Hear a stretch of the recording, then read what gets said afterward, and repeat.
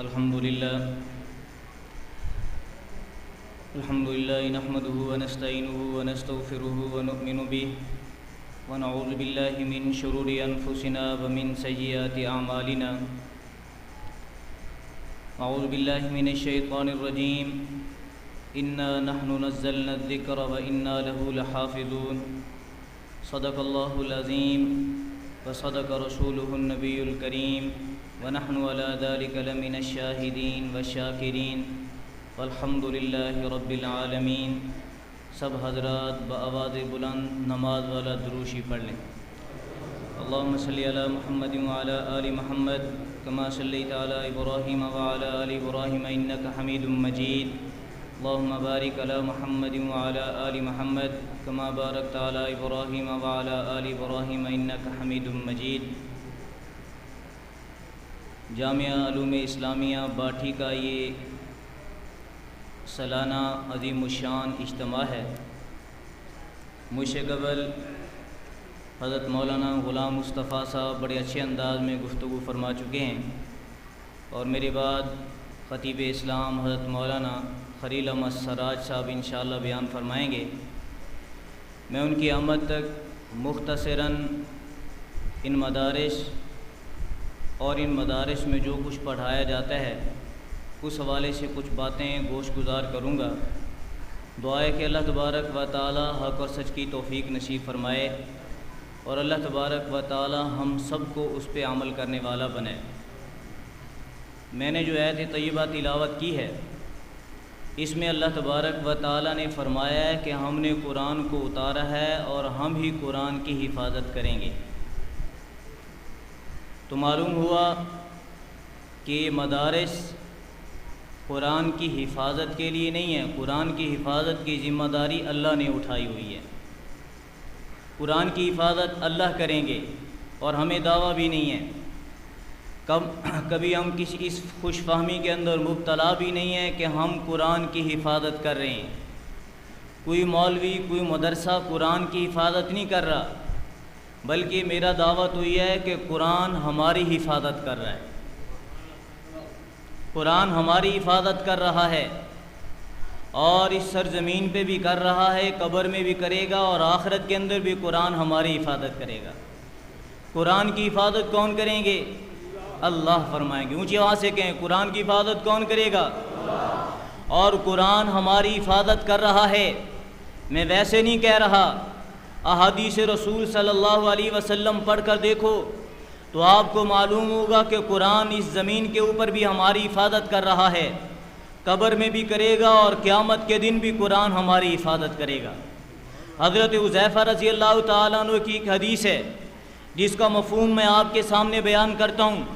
حضرت حذیفہ کہتے ہیں کہ نبی اکرم صلی اللہ علیہ وسلم نے ارشاد فرمایا کہ جب زمین والے گناہ کرتے ہیں, بستیوں والے گناہ کرتے ہیں, شہروں والے گناہ کرتے ہیں, جنگلوں کے لوگ گناہ کرتے ہیں تو اللہ تبارک و تعالیٰ کو غصہ آتا ہے. جب اللہ کی زمین کے اوپر نیکی کی جائے تو اللہ کو محبت آتی ہے, اللہ کو پیار آتا ہے, اللہ کی رحمتیں برستی ہیں. جب اس زمین کے اوپر گناہ کیا جائے تو اللہ کی زمین بھی لرز جاتی ہے, یہ بھی بد دعائیں کرتی ہے, چیختی اور چلاتی ہے, اللہ کا آسمان بھی چنگارتا ہے اور ایسے ہی اللہ تبارک و تعالیٰ کو بھی غصہ آتا ہے. تو اللہ تبارک و تعالیٰ غصے میں ہوتے ہیں کہ یہ بستی والے, یہ شہر والے, یہ دیہات والے گناہ کر رہے ہیں, میری نافرمانی کر رہے ہیں. اللہ تبارک و تعالیٰ فیصلہ فرما دیتے ہیں. اللہ تبارک و تعالیٰ فرشتوں کو تیار کرتے ہیں کہ فرشتوں جاؤ فلاں بستی کے اندر چلے جاؤ. ان بستی والوں نے مجھے اللہ تبارک و تعالیٰ کی بہت بڑی نافرمانی کر لی.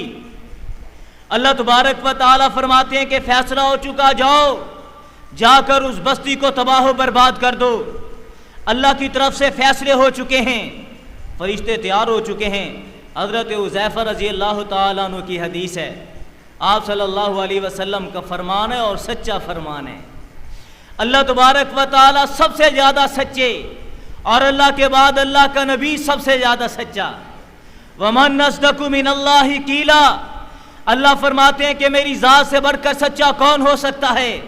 اللہ کی ذات سے بڑھ کر کوئی سچا نہیں، اور اللہ کی مخلوق میں محمد کریم سے بڑھ کر کوئی سچا نہیں۔ محبوب کریم نبی اکرم صلی اللہ علیہ وسلم نے ارشاد فرمایا کہ فرشتے تیار ہو چکے ہیں بستی کو تباہ و برباد کرنے کے لیے، شہر کو تباہ و برباد کرنے کے لیے۔ ایک معصوم بچہ والد اس کی انگلی پکڑ کے مسجد میں لاتا ہے، مکتب میں لاتا ہے، مدرسے کے اندر لاتا ہے، قاری صاحب کے پاس، حافظ صاحب کے پاس، عالم دین کے سامنے، مولوی صاحب کے سامنے آ کے بٹھاتا ہے، مولوی صاحب یہ میں بچہ لایا ہوں، اس کو قرآن سکھاؤ، اس کو قرآن پڑھاؤ۔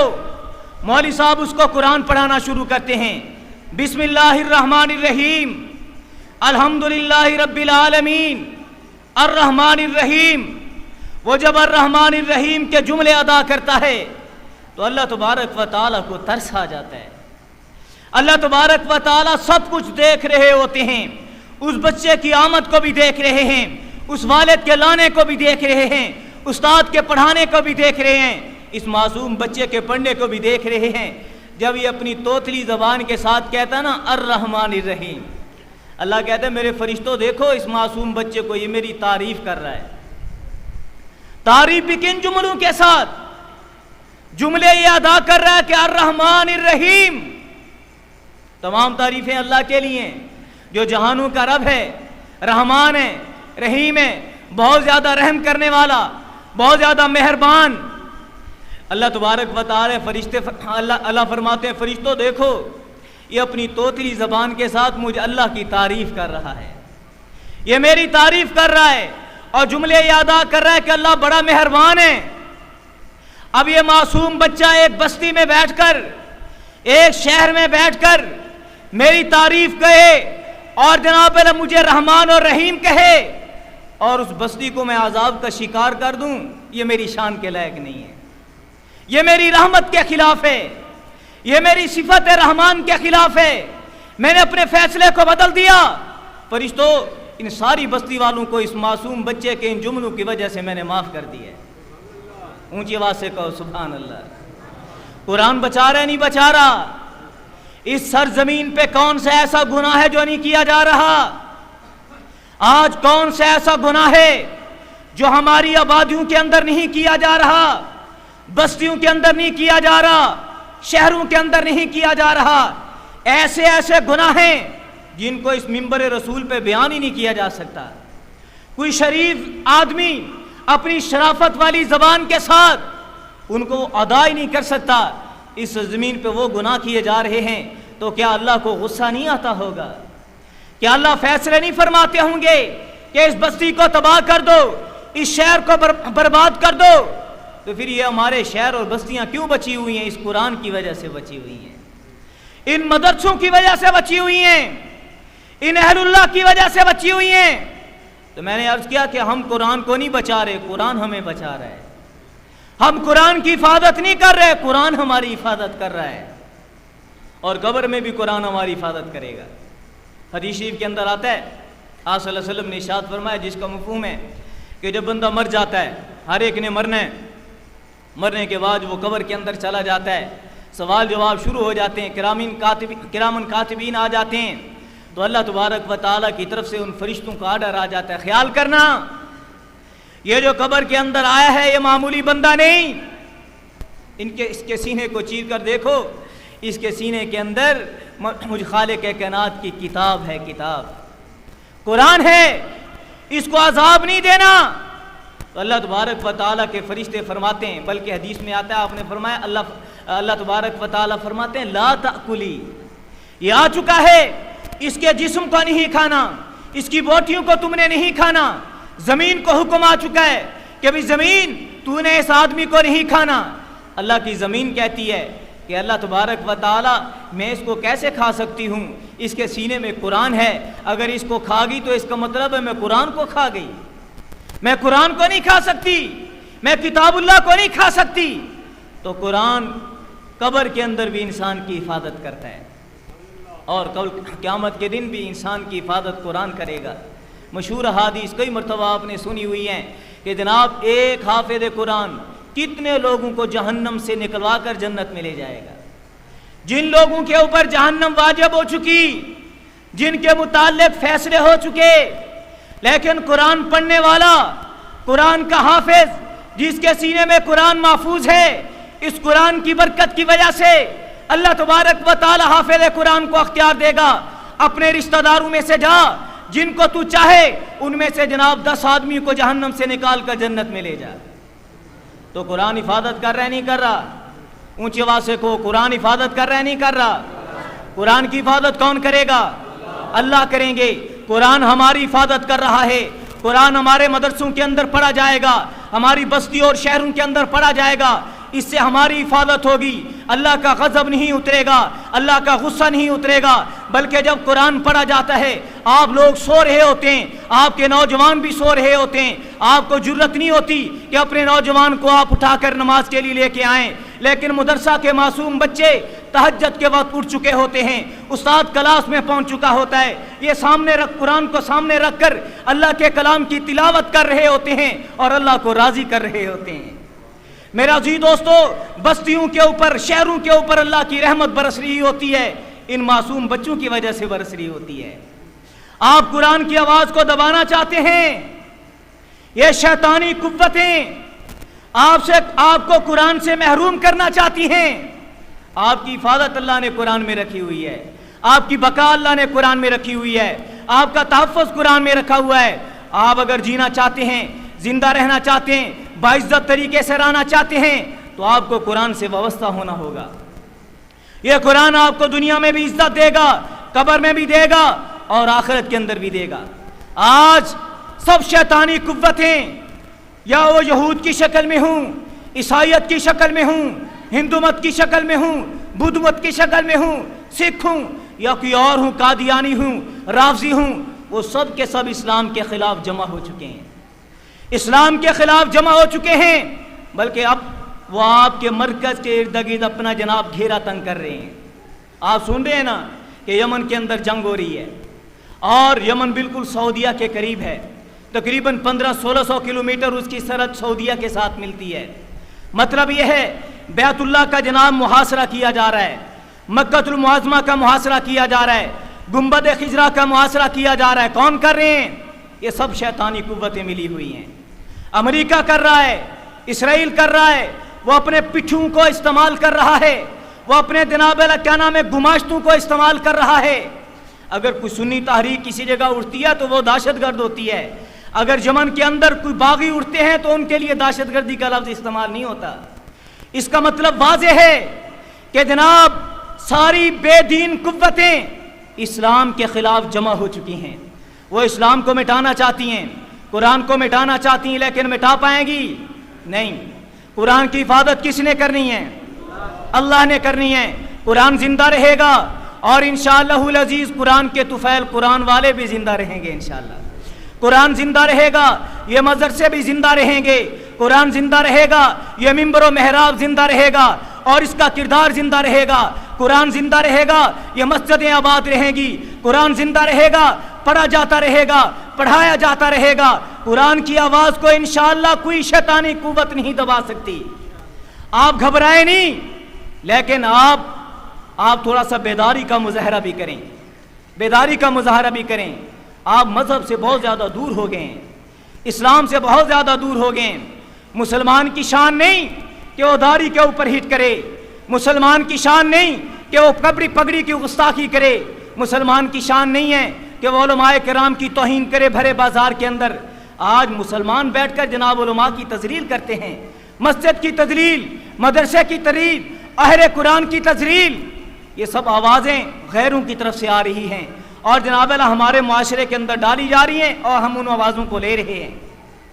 آپ دیکھ رہے ہیں کہ جناب اللہ گئے کے پجاری وہ جاگ چکے ہیں، گئے کے پجاری جاگ چکے اور جناب اللہ بتوں کے پجاری جاگ چکے۔ آپ کے قریب ہندوستان کے اندر کن کی حکومت ہے؟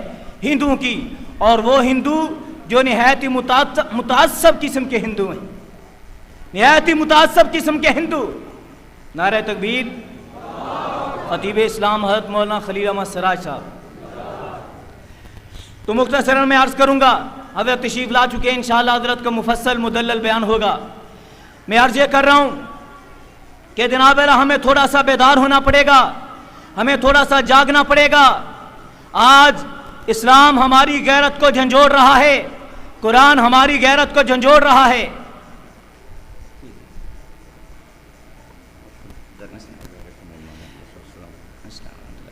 تو میں عرض یہ کر رہا ہوں، حضرت تشریف لا چکے ہیں مختصراً، کہ جناب ہمیں بیدار ہونا ہوگا۔